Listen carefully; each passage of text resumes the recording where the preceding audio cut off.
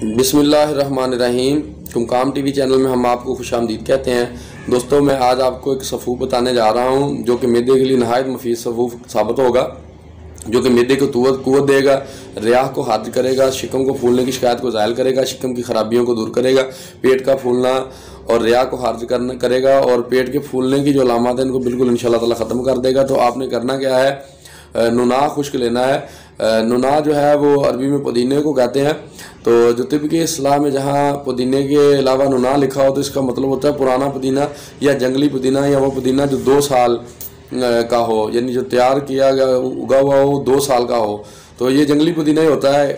تو جنگلی پودینہ لینا ہے آپ نے 3 تولے، اور سماک جو ہے اور نمک سیاہ یہ آپ نے 1.5 تولہ لینے ہیں، اور کالی مرچ جو ہے یہ 7 ماشا آپ نے لینی ہے۔ ان سب کو پیس کر صفوف بنا لیں، 3 سے 5 ماشے غذا کے پہلے یا غذا کے بعد لیں تو معدے کے انشاءاللہ جملہ امراض میں کام کرے گا۔